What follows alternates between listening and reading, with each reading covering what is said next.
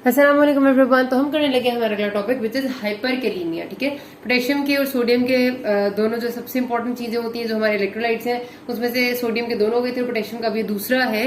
Hypokalaemia हम कर चुके हैं, हाइपरकैलीमिया अब हमें करना है। इसका सिनेरियो बहुत ज्यादा आता है, तो बहुत सिंपल आता है। इसमें बहुत चीज एक इंपॉर्टेंट नहीं है कि पेशेंट को, मतलब वो कहते हैं कि patient presented to you with feature of shortness of breath, और उसके साथ वो कहते थे टायर्डनेस एंड मसल क्रैम्प्स या मसल फटीग, कुछ इस तरह का कह देते हैं। उसके साथ आपने चेक किया तो उसका ब्लड प्रेशर थोड़ा ज्यादा बता देते हैं आपको, 160/100, and on ECG tall tented T wave was shown. बाकी सारी बातें बहुत जनरल सी हैं, मतलब शॉर्टनेस ऑफ ब्रेथ और मसल फटीग तो बहुत सारी डिजीजेज में हो जाती है। इसी तरह पेशेंट की जो बीपी है वो भी बहुत सारी जगह हाई हो जाता है, लेकिन जो इंपॉर्टेंट तरीन बात है वो है कि उसको इन्वेस्टिगेशन पे टॉल टेंटेड टी वेव आई है। ठीक है, अब आपको पता है कि ईसीजी में कुछ चेंजेस बहुत ही करेक्टरिस्टिक से होते हैं, कुछ चेंजेस को आप कभी भी इग्नोर नहीं कर सकते। उनमें से टॉल टेंटेड टी वेव का नाम है ना, वो हमेशा एसोसिएटेड होता है हाइपरकैलीमिया के साथ। अभी उसको हम आगे डिस्कस करते हैं, लेकिन ये बात आप अपने जहन में बिठा लें, शायद आपने फर्स्ट सेकंड ईयर में भी पढ़ी होगी डेफिनेटली, कि tall tented T wave is always occurring in hyperkalaemia. तो आपको जब वो ऐसा सिनेरियो दे रहे हैं कि आपको वो कह रहे हैं कि सिंपली पेशेंट को शॉर्टनेस ऑफ ब्रेथ और थोड़ा सा ब्लड प्रेशर ज्यादा है, जिससे आपका किसी डिजीज की तरफ वैसे भी ताल्लुक नहीं बन रहा, आपको समझ नहीं आ रहा कोई डिजीज होगी कि नहीं होगी, तो उसमें जाहिर आपका डायग्नोसिस पे सिंपली हाइपरकैलीमिया होता है। और आपने ये बताना होता है कि what is the cause of tall tented T wave. उसके होते हैं पोटेशियम ज्यादा होता है एक्स्ट्रा सेलुलर स्पेस में या सीरम में, इस वजह से टी वेव ज्यादा आ रही होती है। मैं आपको रीजन भी बताती हूँ, और फिर आपसे कहते हैं कि आप उसको नॉर्मलाइज करने के लिए क्या करेंगे, तो वो जो ट्रीटमेंट है वो आपने देनी है। तो बहुत सिंपल सी इसमें बात है, कोई मुश्किल बात नहीं है। वही बात है कि थोड़ा सा आपने ये चीजों पे भी ध्यान देना है ताकि आपके सामने अगर कोई सिनेरियो आए तो आप उसको जज कर सकें। तो नॉर्मल पोटेशियम लेवल मैंने आपको बताया था कि सीरम में होता है 3.5 से 5 मिलीमोल्स पर लीटर, और 5 मिलीमोल से ज्यादा जब हो जाता है तो उसको हम कहते हैं कि हाइपरकैलीमिया हो गया। जिसकी कॉजेज में सबसे पहली कॉज होती है आर्टिफैक्चुअल। आर्टिफैक्चुअल का मतलब ये होता है कि असल में पोटेशियम को कोई मसला नहीं हुआ, किसी और चीज की वजह से ऐसा हमें लगा है कि पोटेशियम को मसला है, लेकिन वो गलत बात है, मतलब दिस इज नॉट ट्रू हाइपरकैलीमिया। उसमें क्या होता है, कई बार ऐसा होता है, आपको पता है कि पोटेशियम हमेशा सेल्स के अंदर ज्यादा होता है, ये सबको पता है। अगर कोई ऐसी कंडीशन है कि रेड सेल्स बर्स्ट हो रहे हैं, यानी हेमोलिसिस है, जब रेड सेल्स बर्स्ट होते हैं, हेमोलिसिस होता है, तो बाकी सब चीजों के साथ साथ पोटेशियम भी रिलीज हो रहा होता है। तो जो एक्सटेंसिव हेमोलिसिस की स्टेट्स होती हैं, जितनी भी हैं हेमोलिसिस जिनमें बहुत ज्यादा हो रहा है, जिसमें आपके सारे हेमोलिटिक एनीमियाज हो सकते हैं, उन सब में क्योंकि सेल्स बहुत ज्यादा टूट रहे हैं, क्योंकि सेल्स टूटते हैं तो सब कुछ रिलीज होता है ब्लड में, जिसमें पोटेशियम भी रिलीज होता है। तो आपको ऐसा लगता है कि पोटेशियम ज्यादा आ गया ब्लड में, लेकिन असल में ज्यादा नहीं होता। वो तो बेचारे सेल्स जो टूट रहे हैं उनकी वजह से ज्यादा आ रहा है। आप उन सेल्स को टूटने से रोकेंगे तो खुद ब खुद पोटेशियम ठीक हो जाएगा। ठीक है, तो ये ट्रू हाइपरकैलीमिया नहीं होता, या आपका एक हेमोलिसिस वगैरह में आ जाता है, या कोई भी ऐसी जो सेल टर्नओवर की स्टेज होती है। या फिर कई बार ऐसा होता है कि आपने टेस्ट ट्यूब में ब्लड लिया और ब्लड में प्लेटलेट्स टूटने लग गए हैं, प्लेटलेट्स हेमोलिसिस होती है, तो उस वजह से भी हो जाता है। ठीक है, तो वो आर्टिफैक्चुअल कॉज है, तो आपने इनको रूल आउट जरूर करना होता है। उसके बाद दूसरी कॉज होती है कि पेशेंट जो है वो पोटेशियम अपनी डाइट में ज्यादा ले रहा है, जैसे आपको पता है पोटेशियम बनानास में ज्यादा होता है, कुछ लोग बहुत ज्यादा खाते हैं, उस वजह से भी हो सकता है। लेकिन इतना कॉमन इसलिए नहीं, क्योंकि बॉडी अगर ठीक चल रही है ना तो वो उसको नॉर्मलाइज कर लेती है, यूरिन में ज्यादा सिक्रीट करके या जिस भी तरीके से, लेकिन वो नॉर्मलाइज कर लेती है। लेकिन आपको पता जरूर होना चाहिए। देन तीसरी बात वही रीडिस्ट्रीब्यूशन, सेल्स में से बाहर निकलने लग गया ज्यादा। तो सेल्स में से ज्यादा बाहर क्यों निकलने लग गए, उसकी बहुत सारी रीजंस होती है, एग्जैक्टली ऑपोजिट टू दैट जो मैंने हाइपोकैलीमिया में आपको बताई थी। फॉर एग्जांपल मैंने हाइपोकैलीमिया में आपको बताई थी, तो एक बात मेरे मुंह से शायद गलत निकल गई थी कि मैंने आपसे कहा था कि बीटा एंटागोनिस्ट की वजह से हाइपोकैलीमिया हो जाता है, लेकिन वो ऑपोजिट होता है कि बीटा एगोनिस्ट जो होते हैं वो पोटेशियम को सेल के अंदर भेज देते हैं, और बीटा रिसेप्टर एंटागोनिस्ट ड्रग्स जो होती हैं वो सेल से बाहर निकाल देती हैं। ठीक है, तो ये जो रीडिस्ट्रीब्यूशन फ्रॉम सेल्स, यानी यहाँ पर अब क्या हो रहा है, क्योंकि हाइपरकैलीमिया है, इसका मतलब है कि ये सेल है और पोटेशियम इससे बाहर निकल रहा है। तो जो हमने पढ़ा था, हमने कहा था कि जब आपके एपिनेफ्रिन और एपिनेफ्रीन, यानी कि आपके जो एड्रीनलिन और नॉन एड्रीनलिन है, वो जब ज्यादा होंगे तो सेल के अंदर चला जाएगा, अब कम है तो सेल के बाहर आ जाएगा। ठीक है, एड्रीनलिन वगैरह। इस तरह इंसुलिन जब होती है तो वो सेल के अंदर पोटेशियम को भेजती है। इंसुलिन की कमी होती है जिन लोगों में, उनमें पोटेशियम सेल के बाहर आ जाता है। इसी तरह बीटा एगोनिस्ट जो है वो सेल के अंदर भेजते हैं, तो बीटा एंटागोनिस्ट जो ड्रग्स होती हैं वो सेल के बाहर ले आती हैं।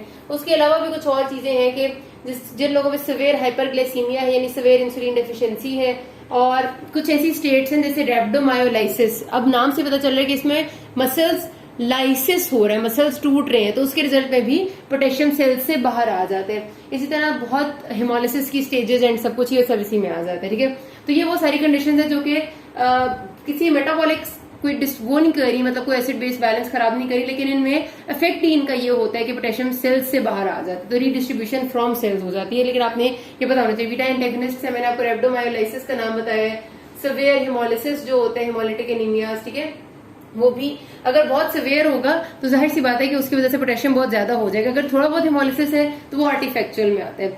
अच्छा, उसके बाद आ जाती है हमारे पास कि किडनी की वजह से अगर कहीं पर हाइपरकैलेमिया हो रहा है, क्योंकि किडनी ने पोटेशियम को एक्सक्रीट करना है, और अगर किडनी के एक्सक्रीट नहीं करेगी तो वो बॉडी के अंदर कंजर्व होगा। और दोनों तरह की जो आपकी डिजीजेज है, एक्यूट किडनी इंजरी और क्रॉनिक किडनी डिजीज, दोनों कैन लीड टू हाइपरकैलेमिया। ये बहुत इंपॉर्टेंट बात होती है, क्योंकि हमारे पास जब आप डायलिसिस की इंडिकेशंस पढ़ते हैं तो उसमें से एक इंडिकेशन ये होती है कि रिफ्रैक्टरी हाइपरकैलेमिया हो अगर पेशेंट को, जो कि मेडिकल ट्रीटमेंट से सेटल ना हो रहा हो, तो आप उसको डायलिसिस पे ले जाते हैं, ठीक है। This is so important.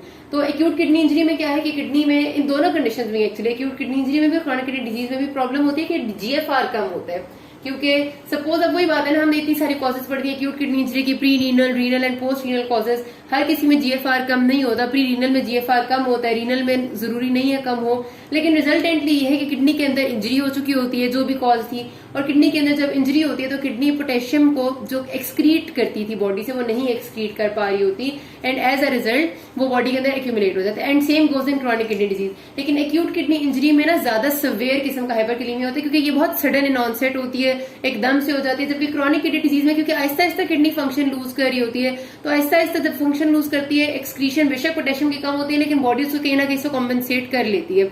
ये करती है कि उसे जब बॉडी को नजर आता है कि ब्लड में ज्यादा हो रहा है पोटेशियम, तो वो उसको सेल्स के अंदर ज्यादा भेजने लग जाती है। तो इस तरह से कॉम्पेंसेशन चल रही होती है। तो सीकेडी के पेशेंट्स में आपने जरूर देखना होता है, अगर वो सिवियर हाइपरकैलेमिया के साथ आए, कि कोई एक्यूट एग्जैसरबेशन हुई होगी।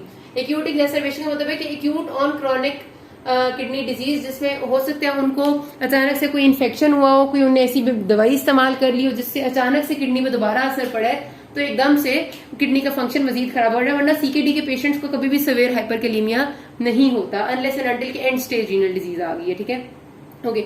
और AKI में एक तो हमारा किडनी फंक्शन खराब था, दूसरा AKI की कॉजेज में रेब्डोमायोलाइसिस भी आते हैं। अब रेब्डोमायोलाइसिस में एक तो पोटेशियम वैसे ही ब्लड में ज्यादा है, क्योंकि मसल सेल्स की ब्रेक है, टर्नओवर है, उसकी मसल सेल्स टूट रहे हैं, उसकी वजह से भी पोटेशियम ब्लड में ज्यादा हो गए, तो पोटेशियम का लोड भी ज्यादा होता है, और ऊपर से किडनी भी इंजर हो रही है। तो रेब्डोमायोलाइसिस या कुछ ऐसी कंडीशन जो एक्यूट किडनी इंजरी में होती है, उनमें पहले से ही पोटेशियम ब्लड में ज्यादा भी होता है और मजीद किडनी निकाल भी नहीं होती, तो काफी सिवियर हाइपरकैलेमिया हो जाता है, ठीक है। तो इसमें यूरिनरी पोटेशियम आप चेक करते हैं जो कम होगा डेफिनेटली AKI और CKD में। अच्छा, उसके बाद आपके पास जो कंडीशन आती है कि GFR ठीक है, लेकिन पेशेंट की जो सिक्रीशन थी, जो पोटेशियम की सिक्रीशन होनी है, वो डिक्रीज होगी किसी और वजह से। मतलब किडनी में पर्सनली कोई प्रॉब्लम नहीं है, किडनी ठीक है, GFR ठीक है, लेकिन किडनी का जो सिक्रीशन मैकेनिज्म था वो कहीं से खराब हो गया। वो किस तरह से खराब हो गया, आपको मैंने अभी बताया था कि एल्डोस्टेरोन एक बड़ा ही इंपॉर्टेंट हार्मोन है हमारी बॉडी का। और आई टोल्ड यू, मैंने हाइपोकैलेमिया के शुरू में आपको बात बताई थी कि एल्डोस्टेरोन ने आके मिनरलोकॉर्टिकॉइड रिसेप्टर्स पे एक्ट करना होता है, ठीक है। मिनरलोकॉर्टिकॉइड रिसेप्टर्स यहाँ पर टिब्यूल्स में प्रेजेंट है। इन रिसेप्टर्स पे आके जब ये एक्ट करते हैं तो इसका दो काम होते हैं कि सोडियम को कंजर्व करते हैं, उसके साथ ये बाइकार्बोनेट को कंजर्व करते हैं, और पोटेशियम को एक्सक्रीट कराते हैं। अब जो भी कंडीशन है जिसमें एल्डोस्टेरोन नहीं आ रहा, नहीं आएगा, तो ये सब मैकेनिज्म नहीं होंगे या उल्टे हो जाएंगे। हमने बात की थी कि जो हाइपोकैलेमिया था उसमें एल्डोस्टेरोन एक्सेस हो रही थी, और यहाँ पर एल्डोस्टेरोन की कमी हो रही है। किस में कमी होती है? एक आपकी एडिसन्स डिजीज में कमी हो जाती है। इसमें ये होता है कि आपका एड्रिनल मेडुल्ला सेक्रीट नहीं कर रहा होता। रिजल्टेंटली क्या होता है कि पोटेशियम एक्सक्रीट आउट नहीं होगा और सोडियम और बाइकार्बोनेट कंजर्व नहीं होंगे। सोडियम कंजर्व नहीं होगा तो पेशेंट का ब्लड प्रेशर फॉल करता हुआ नजर आएगा, उसको बीपी लो होगा। बाइकार्बोनेट कंजर्व नहीं होगा तो पेशेंट को मेटाबॉलिक एसिडोसिस की स्टेट होगी, ठीक है। तो इसमें हमेशा जब भी आपका कोई ट्यूबुलर मसला होता है जिसमें एल्डोस्टेरोन की वजह से प्रॉब्लम हो रही होती है, एल्डोस्टेरोन की कमी की वजह से, तो हमेशा पेशेंट को साथ मेटाबॉलिक एसिडोसिस होता है, क्योंकि एल्डोस्टेरोन के फंक्शन में बाइकार्बोनेट की कंजर्वेशन। अगर पोटेशियम को वो लूज कराता है तो साथ बाइकार्बोनेट को कंजर्व कराता है। अगर पोटेशियम को लूज नहीं कराएगा तो बाइकार्बोनेट को कंजर्व नहीं कराएगा, तो पेशेंट को साथ एक तो हाइपरकैलेमिया होगा, साथ मेटाबॉलिक एसिडोसिस होगी। ये बात आपको मैंने पहले भी बताई थी, अभी भी समझ इंशाल्लाह आपको आगे होगी। अच्छा, एडिसन्स में ऐसा हो सकता है पेशेंट को सिर्फ डिक्रीज रेनिन सिक्रीशन, उसको कहते हैं हम हाइपोरेनिनिज्म, हाइपोएल्डोस्टेरोनिज्म, के रेनिन नहीं बन रहा किसी वजह से, जिसकी वजह से एल्डोस्टेरोन नहीं बन रहा, पूरा सिस्टम एक्टिवेट नहीं हो रहा। तीसरी कॉज होती है आइसोलेटेड हाइपोएल्डोस्टेरोनिज्म। ये आपके कुछ डिसऑर्डर्स में ऐसा भी हो जाता है कि सिर्फ एल्डोस्टेरोन की सिक्रीशन में प्रॉब्लम होती है, जेनेटिक डिसऑर्डर्स होते हैं। और एक आपका डिसऑर्डर होता है जो जेनेटिक ही होता है, जिसको हम कहते हैं सूडो हाइपोएल्डोस्टेरोनिज्म टाइप 2, गॉर्डन सिंड्रोम भी जिसका नाम है। इस डिसऑर्डर में ये होता है कि पोटेशियम की सिक्रीशन जेनेटिक म्यूटेशंस की वजह से कम होती है, ठीक है। तो इसको सूडो हाइपोएल्डोस्टेरोनिज्म कहते हैं, और इसमें भी हाइपरकेलीमिया हो जाता है, होता वो ये एल्डोस्टेरोन की कमी होती है, ठीक है। गॉर्डन्स भी कहते हैं इसको, कि एमसीक्यू में आ जाए तो आपने याद रखना है गॉर्डन कॉलेज से। अच्छा, उसके बाद अगली कॉज होती है कि पेशेंट ने कोई ड्रग्स ऐसी ले ली हैं जिसकी वजह से पोटेशियम रिलीज नहीं हो रहा। वो ड्रग कौन सी होती है? हमने कहा है कि ये एल्डोस्टेरोन पोटेशियम को रिलीज कराता है। जो ड्रग्स इसको इनहिबिट करेंगी वो जाहिर है इसके मैकेनिज्म को रोक देंगी। वो कौन सी है? आपकी बहुत कॉमन है एस इनहिबिटर्स, बहुत कॉमन है एआरबीज। ये दोनों ये काम करते हैं कि एड्रेनल एंजियोटेंसिन सिस्टम को ब्लॉक करती हैं, एल्डोस्टेरोन रिलीज नहीं होता और आपका ये हो सकता है सिलसिला, ठीक है। उसके अलावा बहुत कॉमन ड्रग है एनसेड्स का और बीटा एगोनिस्ट का। इनका साइड इफेक्ट ये होता है कि ये ड्रग्स जो है वो आपका कॉज करती हैं जाके किडनी पे इफेक्ट, और किडनी पे जाकर ये आपकी पोटेशियम की एक्सक्रीशन को रोक देती हैं, एज अ रिजल्ट हाइपरकेलीमिया हो जाती है। तो ये 4 ड्रग्स के नाम आपने याद रखने हैं, ठीक हो गया। अच्छा, उसके बाद आपका आखिरी चीज होती है कि कुछ पेशेंट्स में एल्डोस्टेरोन भी रिलीज हो रहा होता है, लेकिन एल्डोस्टेरोन आपकी एक्ट नहीं कर पा रहा होता है, एल्डोस्टेरोन रेजिस्टेंट होती है। वो होते हैं आपके करेक्टिव टिश्यू डिसऑर्डर्स में, इम्यूनोग्लोबुलिन आईजी वाले डिसऑर्डर्स में, जिसमें ऑटो इम्यून डिसऑर्डर्स होते हैं, जैसे आपका सिस्टेमिक लुपस एरिथेमेटोसिस है, या किडनी ट्रांसप्लांट के पेशेंट्स में ऐसा हो जाता है कि आपका एल्डोस्टेरोन जाके रेजिस्टेंट हो जाता है, ठीक है। अब पेशेंट क्लिनिकल फीचर्स क्या आएंगे, मैं आपको वैसे तो मोटा से बता ही चुकी थी कि पेशेंट अगर 5 से ऊपर होगा तो एबनॉर्मल होता है, लेकिन 5 से 6.5 के दरमियान में हो तो नॉर्मली पेशेंट एसिम्प्टोमेटिक होता है। लेकिन अगर 6.5 से ज्यादा हो जाता है तो फिर पेशेंट को सिम्टम्स आना शुरू होते हैं, जो कि शुरू में यही है कि मसल वीकनेस है, इजीली टायर्ड है हो जाता है, इजी टायर्डनेस है, फटीग है, और हार्ट पे जो इफेक्ट है वही कि एक तरफ अगर हाइपोकैलीमिया था तो पेशेंट के एरिथमियाज हो रहे थे, हाइपरकैलीमिया है तो हार्ट जरूरत से ज्यादा स्लो हो जाता है और कार्डिक अरेस्ट की तरफ चला जाता है। तो कार्डिक अरेस्ट इन डायस्टली हो जाती है पेशेंट को, अगर पेशेंट का हाइपरकैलीमिया आप ठीक नहीं करते। उसकी वजह ये होती है कि आपको पता है कि रीपोलराइजेशन सेल्स की डिपेंडेंट है पोटेशियम के। अब रीपोलराइजेशन का मतलब ये है कि पोटेशियम सेल से बाहर निकलेगा तो सेल्स जो है वो रीपोलराइज होगा। यहाँ पोटेशियम पहले बहुत ज्यादा है, बेचारा सेल से बाहर क्या निकले, पहले ही बाहर बहुत ज्यादा है, सेल से बाहर नहीं निकलता, सेल डीपोलराइज्ड स्टेट में रहने की कोशिश करते हैं, या फिर रीपोलराइज होने के लिए बहुत ज्यादा पोटेशियम को बाहर निकालना पड़ता है। उसकी वजह से जो हार्ट है वो आहिस्ता आहिस्ता कार्डिक अरेस्ट की तरफ चला जाता है, ठीक हो गया। तो ये बात आपने ध्यान में रखनी है कि इसमें ईसीजी में मैंने आपको बताया टॉल टेंटेड टी वेव्स आते हैं, वो इसीलिए आते हैं कि जब आप बहुत ज्यादा पोटेशियम सेल बाहर निकालते हैं, रीपोलराइजेशन में बहुत टाइम लगता है, तो उसको टॉल टेंटेड टी वेव की तरह वो प्रेजेंट करते हैं। और उसके बाद आहिस्ता आहिस्ता बहुत अरसा गुजर जाएगा तो फिर आपका क्यूआरएस भी ब्रॉड हो जाता है, क्यूआरएस कॉम्प्लेक्स, यानी डीपोलराइजेशन भी खराब होती है। पहले शुरू में सिर्फ रीपोलराइजेशन पे फर्क पड़ता है, फिर डी भी खराब हो जाती है क्योंकि लॉन्ग टर्म सीक्वेले बन जाते हैं। तो पेशेंट के फीचर्स जो होते हैं, आपके पास जो सिनेरियो होता है उसमें ये होती है शॉर्टनेस ऑफ ब्रेथ है, बहुत हुआ, ब्लड प्रेशर ज्यादा हो गया, और साथ वो आपको कह देंगे कि tall tented T wave, that's it. Investigate किस तरह करेंगे? पहले सीरम इलेक्ट्रोलाइट्स कराएंगे, पोटेशियम, सोडियम, कैल्शियम, मैग्नीशियम, उसमें पोटेशियम ज्यादा आ जाएगा। फिर आप क्या कराते हैं? फिर आप बाइकार्बोनेट चेक कराते हैं कि साथ एसिडोसिस या अल्कलोसिस तो नहीं है। अगर बाइकार्बोनेट ज्यादा आ गया जिसका मतलब है अल्कलोसिस है, तो आपका मतलब है कि कोई कॉम्प्लेक्स सिचुएशन है, क्योंकि अल्कलोसिस इसके साथ कम होते हैं। एसिडोसिस है तो इसका मतलब ये है कि ये वाली चीजें हो सकती हैं जो एल्डोस्टेरोन को कम करेंगे, तो आपका पाथवे आसान हो जाते हैं।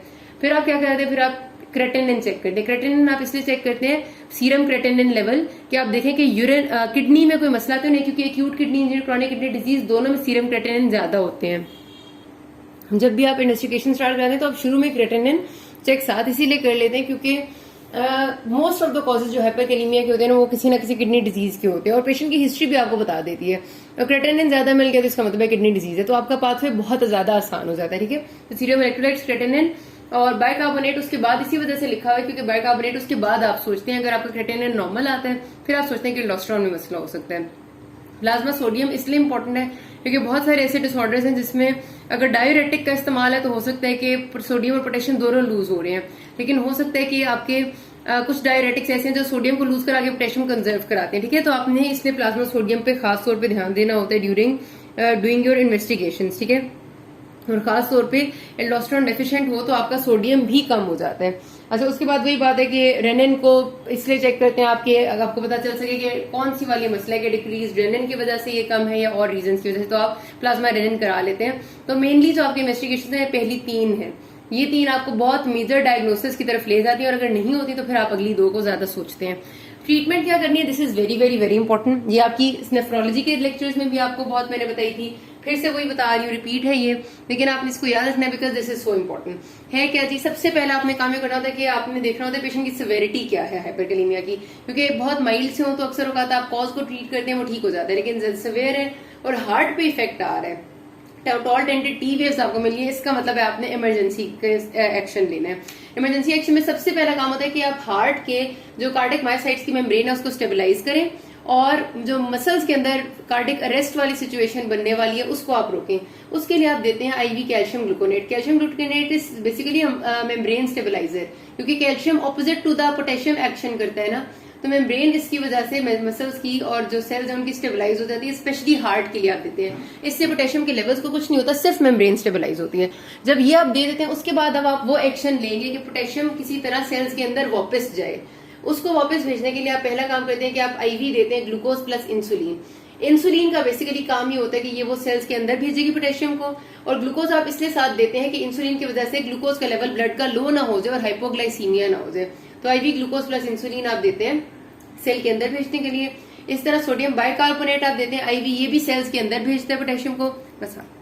और उसके बाद आप देते हैं बीटा 2 एगोनिस्ट। मैंने आपको बताया था कि बीटा एगोनिस्ट सेल के अंदर भेजते हैं और बीटा एंटागोनिस्ट बाहर निकालते हैं, ठीक है।